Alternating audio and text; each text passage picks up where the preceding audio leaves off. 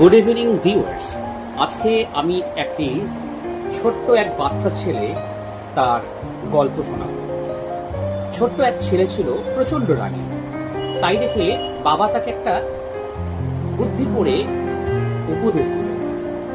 বলল যে তার একটা পেরেক ভর্তি ব্যাগ সেখানে রয়েছে এবং তাকে দিয়ে সেটা বলল যে যতবার তুমি রেগে যাবে ততবার একটা করে পেরেক আমাদের বাগানের কাঠের বেড়াতে গিয়ে লাগিয়ে আসবে।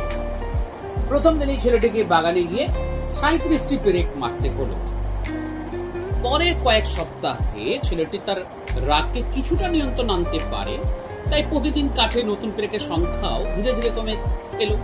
সে বুঝতে পারলো হাতুড়ি দিয়ে কাঠ বেড়ায় পেরেক বসানোর চেয়ে তার রাগকে নিয়ন্ত্রণ করা অনেক বেশি সহজ।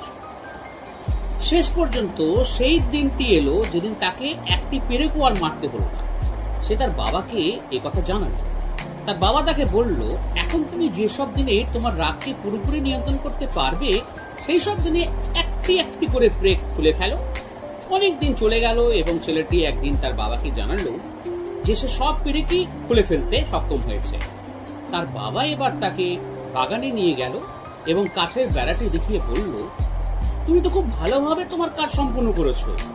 এখন তুমি তোমার রাগকে নিয়ন্ত্রণ করতে পারো, কিন্তু দেখো প্রতিটা কাঠে পেরেকের গর্তগুলো এখনো রয়ে গিয়েছে। কাঠের বেড়াটি কখনো কিন্তু আর আগের অবস্থায় ফিরে যাবে না।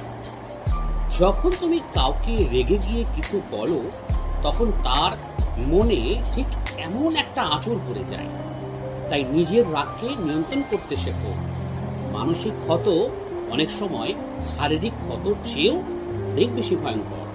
ধন্যবাদ বন্ধুরা, এরকম ছোট ছোট গল্প পেতে আমার চ্যানেল সাবস্ক্রাইব করুন। ধন্যবাদ।